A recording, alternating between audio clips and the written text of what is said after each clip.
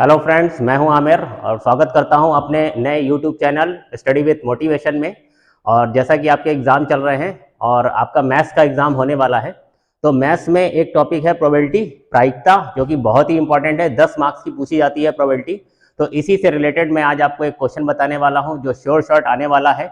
इससे जो प्रोबेबिलिटी से जो 10 नंबर की प्रोबेबिलिटी पूछी जाती है, तो उसमें से एक लॉन्ग क्वेश्चन जो है वो हमेशा ही आता है। और ये क्वेश्चन जो है वो 99% टोटल प्रोबेबिलिटी यानी कि जो कुल प्रायिकता है और बेस थ्योरम पर बेस्ड आता है। तो ये क्वेश्चन लगाने में बहुत ही सिंपल होता है। तो मैं आपको एक क्वेश्चन लगाकर बताऊंगा जल्दी से, और अगर आपने इसको सीख लिया तो ये आपके लगभग 5 नंबर जो है वो पक्के हो जाएंगे। तो एक क्वेश्चन मैं ले लेता हूं और उसी को जल्दी से समझा देता हूं। एक बैग में, यहाँ पर 2 बैग हैं। एक बैग में 4 रेड और 4 ब्लैक बॉल्स हैं। 4 लाल और 4 काली। 4 रेड और 4 ब्लैक बॉल्स हैं। एक और बैग है, उसमें 2 लाल और 6 काली। 2 लाल और 6 काली मतलब 2 रेड और 6 ब्लैक बॉल्स हैं। ठीक है। अब एक बॉल को, इन दोनों बैग में से किसी एक बैग को एट रैंडम चुना जाता है और उसमें से एक बॉल जो है वो निकाली जाती है जो कि लाल है। जो कि लाल है। इस बात की क्या प्रायिकता है या इसकी क्या प्रोबेबिलिटी है कि जो गेंद निकाली गई थी, लाल गेंद जो निकाली गई है वो फर्स्ट बैग से निकाली गई है। ठीक है। तो ये है फर्स्ट बैग और ये है सेकंड बैग। देखिए, यहाँ पर टोटल प्रोबेबिलिटी और बेस थ्योरम एक दूसरे से कनेक्टेड है। टोटल प्रोबेबिलिटी अगर आपको निकालना आती है तो बेस थ्योरम बहुत आसानी से हो जाता है। मैंने क्लास में भी आप लोगों को समझाया था कि ये टोटल प्रोबेबिलिटी और बेस थ्योरम किस तरह से कनेक्टेड है। मैं एक बार फिर से यहाँ पर बता देता हूँ। और सबसे मेन चीज़ ये है कि हमें ये फ़र्क समझ में आना चाहिए कि ये जो क्वेश्चन है वो टोटल प्रोबेबिलिटी का है या बेस थ्योरम का है। पहली बात तो ये है कि टोटल प्रोबेबिलिटी का या बेस थ्योरम का जो भी क्वेश्चन आएगा, उसमें जैसे ही आप क्वेश्चन स्टार्ट करते हैं तो वहाँ पर केस बनना शुरू होते हैं। जैसे कि यहाँ पर क्वेश्चन में क्या बताया गया कि 2 बैग हैं। सपोज एक बैग नंबर 1 है और एक बैग नंबर 2 है। बैग नंबर 1 में कुछ बॉल्स हैं, आपको बता दी गई कि बैग नंबर 1 में जो है वो 4 रेड और 4 ब्लैक बॉल्स हैं, और बैग नंबर 2 में 2 रेड और 6 ब्लैक बॉल्स हैं। अब आपसे इन्होंने क्या कहा है, क्वेश्चन क्या है कि सबसे पहले तो इन दोनों बैग में से एक बैग को एट रैंडम सेलेक्ट किया गया, एक बैग को चुना गया, और जब हमने बैग चुन लिया है तो फिर उस बैग में से एक बॉल को निकाला गया। ठीक है। तो बॉल को जब निकाला गया है तो वो बॉल जो निकली है वो कैसी निकली है, रेड कलर की निकली है। ठीक। तो जैसे ही हमने क्वेश्चन स्टार्ट किया, देखिए इसमें 2 केस बनते हैं। सबसे पहले उन्होंने क्या कहा कि आप इन दोनों में से किसी एक बैग को सिलेक्ट करिए। ठीक है। तो जब आप बैग सेलेक्ट करेंगे तो हो सकता है कि आप बैग 1 को सिलेक्ट कर लें, या फिर ये भी हो सकता है कि आप बैग 2 को सिलेक्ट कर लें। तो देखिए, जैसे ही हमने क्वेश्चन स्टार्ट किया 2 केस बन गए। अब ये जरूरी नहीं कि केस 2 बने, 2 से ज्यादा भी बन सकते हैं, 3 बन सकते हैं, 4 बन सकते हैं। लेकिन टोटल प्रोबेबिलिटी या बेस थ्योरम के क्वेश्चन में जैसे ही हम क्वेश्चन को स्टार्ट करते हैं, केस बनना शुरू हो जाते हैं। ये इसकी पहचान है। तो यहाँ पर जैसे कि 2 केस बन गए हैं। सबसे पहले हमने इन दोनों बैग में से किसी एक बैग को सेलेक्ट किया। तो जब आप बैग को सेलेक्ट करेंगे तो या तो आप बैग 1 सेलेक्ट करेंगे या फिर आप बैग 2 सेलेक्ट करेंगे। ठीक।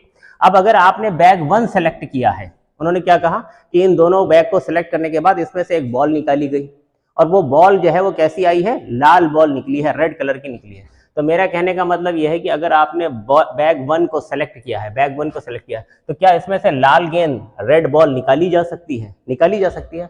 तो जो रेड बॉल है वो बैग 1 में से निकाली जा सकती है।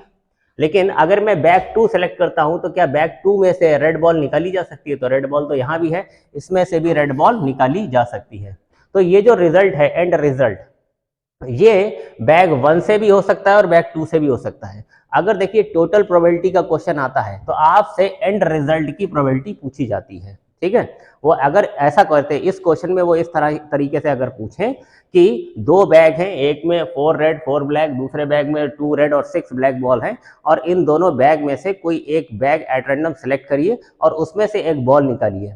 बॉल जो निकाली गई है वो रेड होगी, इस बात की क्या प्रोबेबिलिटी है? Find the probability to selected ball, to selected ball is red. तो अगर जो बॉल हमने सेलेक्ट की है वो बॉल रेड होगी, इस बात की प्रोबेबिलिटी आपसे पूछी जाए, तो ये टोटल प्रोबेबिलिटी का क्वेश्चन है।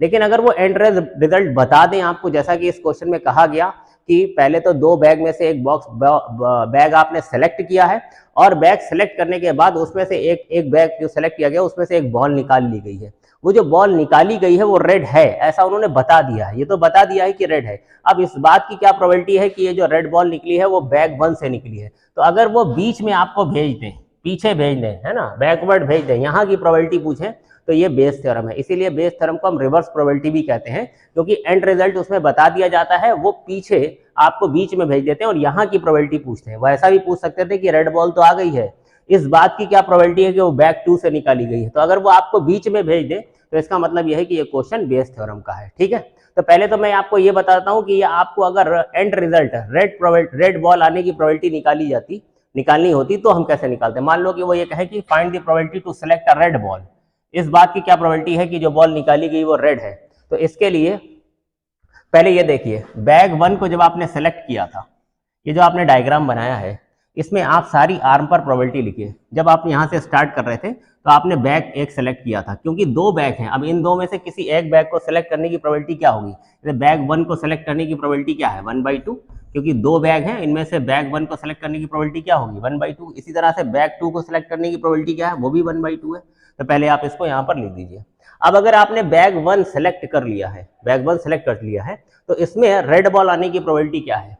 तो बैग 1 में रेड बॉल आने की प्रोबेबिलिटी क्या है, देखिए बैग 1 में रेड बॉल्स हैं कितनी, 4, और टोटल कितनी है, 8। तो 4 डिवाइड बाई 8 मतलब 1/2। तो अगर बैग 1 सेलेक्ट कर लिया है तो रेड बॉल आने की प्रोबेबिलिटी कितनी है, 1/2। इसी तरह से अगर मैंने बैग 2 सेलेक्ट कर लिया है, बैग 2 सेलेक्ट कर लिया है, तो रेड बॉल आने की प्रोबेबिलिटी क्या है। तो अगर मैं बैग 2 सेलेक्ट कर चुका हूं तो रेड बॉल आने की प्रोबेबिलिटी कितनी होगी, 2/8। 2/8 मतलब 1/4। ठीक है, तो अब अगर आपको रेड बॉल निकालने की टोटल प्रोबेबिलिटी निकालनी है, देखिए total probability to select a red ball, मैं नीचे लिख देता हूं, total probability to select a red ball, PR।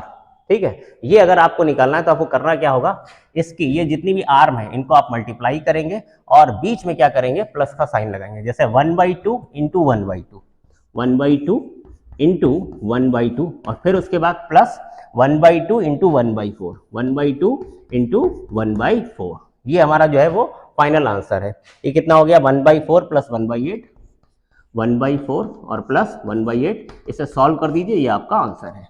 ये किस बात की प्रोबेबिलिटी मैंने निकाली है, to select a red ball. ठीक है, लेकिन हमसे जो क्वेश्चन पूछा गया है वो ये नहीं पूछा गया, हमसे ये पूछा गया है कि रेड बॉल तो आ चुकी है, रेड बॉल आ चुकी है, इस बात की क्या प्रोबेबिलिटी है कि वो बैग 1 से सेलेक्ट की गई है, बैग 1 से सेलेक्ट की गई है।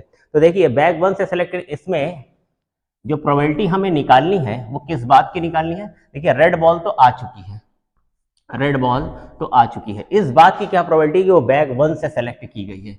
तो मुझे निकालना है P1 टू सेलेक्ट बैग 1, जबकि रेड बॉल जो है वो निकाली जा चुकी है, तो इसकी प्रोबेबिलिटी निकालनी है। तो इसके लिए हम क्या करेंगे, देखिए फेवरेबल केस हमारा क्या है, ये वाला ऊपर वाला, ये फेवरेबल केस है, इसको आप ऊपर रखेंगे और डिवाइड में क्या रखेंगे, डिवाइड में आप टोटल प्रोबेबिलिटी रखेंगे। टोटल प्रोबेबिलिटी आपने ये यहाँ पर निकाली हुई है। तो अगर मुझे यहाँ पर निकालना होगा इसको, तो मैं कैसे लिखूंगा, मैं इसको जरा सा मिटा देता हूँ, मेरे पास जगह कम है। यहाँ पर मैं आपको लिख कर दिखाता हूँ कि आप इस रिजल्ट को कैसे लिखेंगे। तो आपको निकालनी है probability to select first bag while red ball has been selected. तो अगर मुझको ये निकालना है तो ऊपर हम क्या रखेंगे, फेवरेबल केस रखेंगे। अब फेवरेबल केस क्या है, पहले तो हमने इस बैग को सेलेक्ट किया है, ये 1/2 इंटू ये वाला 1/2 और डिवाइड बाय टोटल। टोटल क्या है, टोटल आपने ये रखा था, रिजल्ट टोटल आया है 1/2 इंटू 1/2 प्लस 1/2 इंटू 1/4। बस आप इसको सॉल्व कर देंगे, ये आपका आंसर आ गया। बस ये इतना ही सिंपल है। ठीक, अब सवाल ये कि अगर आपने इस तरह से डायग्राम बना करके ये इस तरह से कैलकुलेशन लिखी तो आपको मार्क्स नहीं मिलेंगे। तो आपको एक लिखने का तरीका भी पता होना चाहिए। लिखने का तरीका बहुत आसान है, कोई ज़्यादा उसमें दिक्कत नहीं है, मैं आसानी से आपको बता सकता हूँ। सबसे पहले मैंने क्या कहा था, जैसे ही आप क्वेश्चन स्टार्ट करते हैं तो केस बनते हैं। ठीक है, केस बनते हैं, तो जो केस बन रहे हैं जितने भी, अगर 2 केस बने हैं तो आप उनको लिख दीजिए E1 और E2। ठीक है, ये वाला केस E1 है और ये वाला केस E2 है। अगर 3 केस बनते हैं तो मैं E1 E2 E3 लिखता, और जो एंड रिजल्ट है उसे हमेशा लिखिए A, उसको हमेशा लिखिए A। ठीक है, अब ये E1 E2 और A, ये जो इवेंट आपने लिए हैं इनको आपको डिफाइन करना पड़ेगा, परिभाषित करना पड़ेगा, लिखना पड़ेगा कि E1 क्या है, E2 क्या है, A क्या है। तो मैं आपको बताता हूँ यहाँ पर E1 क्या है। देखिए इधर इवन क्या है? इवन है टू सेलेक्ट बैग 1, ठीक है, टू सेलेक्ट बैग 1, तो यहां पर लिख दीजिए टू सेलेक्ट बैग 1। E2 क्या है? To select bag 2। E2 क्या है? To select bag 2। मेरे पास जगह कम है, मैं यहां पर लिख रहा हूं बैग 2। इसी तरह से ए क्या है? ए क्या है? To select a red ball, है ना। ए क्या है? To select a red ball, to select a red ball, red ball. ये तो हो गया इवेंट डिफाइन करने का, एक नंबर इसका हो गया, ये आपने इवेंट डिफाइन कर दिया। उसके बाद आप जो प्रोबेबिलिटी निकाल रहे हैं, जैसे कि आपको टोटल प्रोबेबिलिटी निकालनी थी, तो टोटल प्रोबेबिलिटी निकालने के लिए यहाँ पर आपको फॉर्मूला लिखना पड़ेगा, ठीक है। फॉर्मूला कैसे लिखेंगे हम आपको बता रहे हैं। टोटल प्रोबेबिलिटी अगर आपको पी आर निकालना था, अगर वो सिर्फ ये पूछता कि find the total probability to select a red ball, तो आप लिखते पी आर, मतलब बैग डिफाइन करने के, ये इवेंट डिफाइन करने के बाद आप यहाँ पर पी आर लिखेंगे, इसका फॉर्मूला लिखेंगे। फॉर्मूले में आपको वही लिखना है जो आपने कैलकुलेशन में लिखा था, पहले ये लिखना है फिर ये लिखना है। ये क्या है? ये प्रोबेबिलिटी किसकी थी? E1 की प्रोबेबिलिटी थी ना, ये है प्रोबेबिलिटी ऑफ E1, ठीक। ये क्या है? प्रोबेबिलिटी ऑफ E2, ये प्रोबेबिलिटी ऑफ E2 है। ये क्या है? जब आपने बैग 1 सेलेक्ट कर लिया था तब रेड बॉल आने की प्रोबेबिलिटी थी, तो ये पी आर था। लेकिन कब? जब बैग 1 सेलेक्ट कर लिया था, यानी कि E1 सेलेक्ट कर लिया था, तो ये 1/2 जो है वो क्या है? P R by E1। इसी तरह से ये क्या चीज है? 1/4, ये रेड बॉल आने की प्रोबेबिलिटी थी, लेकिन कब? जब E2 हो चुका हो, है ना, तो ये पी आर बाई E2 था, जो कि 1/4 के इक्वल था।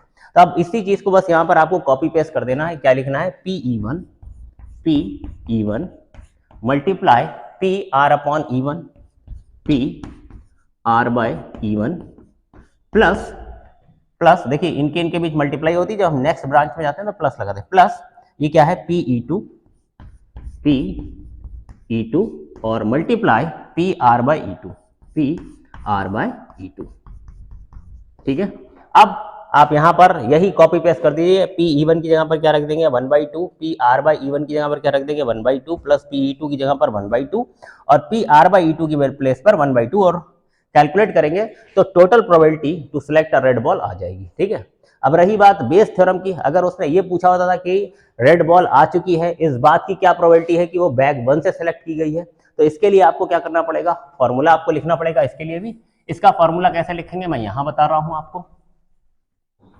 अगर वो base probability, sorry Bayes theorem पर बेस्ड क्वेश्चन है, तो जाहिर सी बात है उसने रेड बॉल आ चुकी है, ये पूछा है कि वो ये जो रेड बॉल आई है ये बैग 1 से सेलेक्ट की गई है, इसकी प्रोबेबिलिटी बताइए। तो प्रोबेबिलिटी आपको इसकी बतानी है, बैग 1 की, ठीक है। या आप ये कहें कि बैग 1 को आपने क्या लिखा था? E1, तो आपको प्रोबेबिलिटी लिखनी है E1 की, जबकि रेड बॉल आ चुकी है, यानी कि कौन सा इवेंट हो चुका है? ए इवेंट हो चुका है, तो E1 बाय ए इसकी प्रोबेबिलिटी निकालनी है।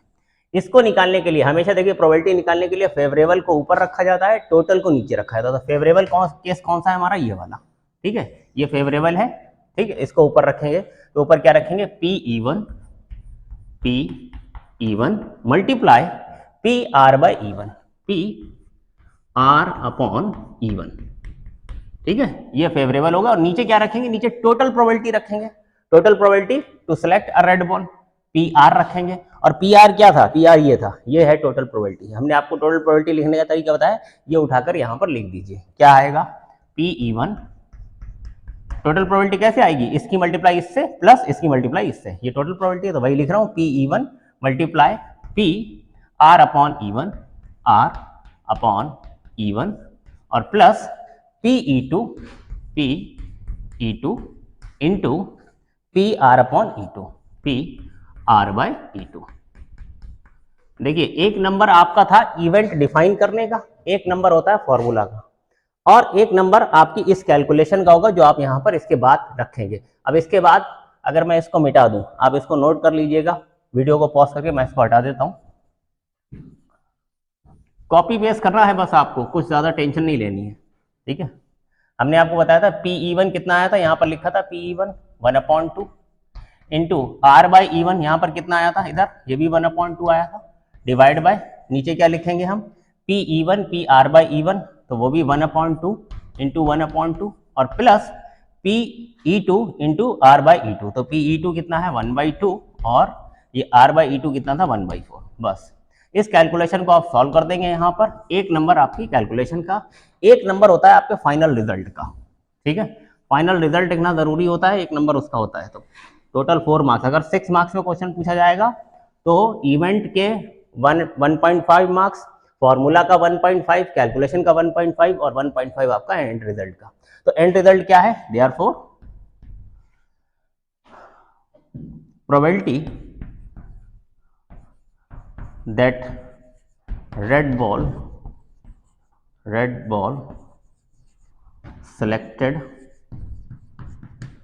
selected from bag 1 is, जो भी आपका एंड रिजल्ट आया, जो भी यहाँ पे कैलकुलेशन आई है वो मैं नहीं कर रहा, आप करके यहाँ पे लिख देंगे तो 1 नंबर आपका इसका हो जाएगा और ये आपका आंसर। ठीक है, तो बहुत ही आसान क्वेश्चन है। मैं आपको एक बार फिर से समझा देता हूँ। देखिए, पहली चीज तो ये है कि प्रोबेबिलिटी में से एक क्वेश्चन जरूर आएगा और 99.99% या तो वो टोटल प्रोबेबिलिटी का होगा या फिर वो बेस थ्योरम पर बेस्ड होगा। और बेस थ्योरम का क्वेश्चन जैसे ही स्टार्ट होता है तो उसमें बेस थ्योरम हो चाहे टोटल प्रोबेबिलिटी, दोनों में ही जैसे ही क्वेश्चन स्टार्ट होता है सबसे पहले केस बनना शुरू होते हैं, E1 E2 E3। आप उनको E1 E2 E3 बना दीजिए। और एक एंड रिजल्ट होता है, जो एंड रिजल्ट होता है वो E1 से भी आता है, E2 से भी आता है, E3 से भी आता है। जितने भी केस हैं एंड रिजल्ट सबसे पॉसिबल होता है। अगर आपसे एंड रिजल्ट की प्रोबेबिलिटी पूछी जा रही है तो इसका मतलब है कि वो टोटल प्रोबेबिलिटी का क्वेश्चन है। अगर वो एंड रिजल्ट बता दें, जैसे कि इस क्वेश्चन में बता दिया गया था कि रेड बॉल तो आ चुकी है, और फिर वो रिवर्स प्रोबेबिलिटी पूछें, बीच में पूछेंगे बताओ ये इवेंट E1 की वजह से हो रहा है या E2 की वजह से हो रहा है या E3 की वजह से हो रहा है, ऐसा अगर वो पूछते हैं तो इसका मतलब यह है कि वो बेस थ्योरम पर बेस्ड क्वेश्चन है।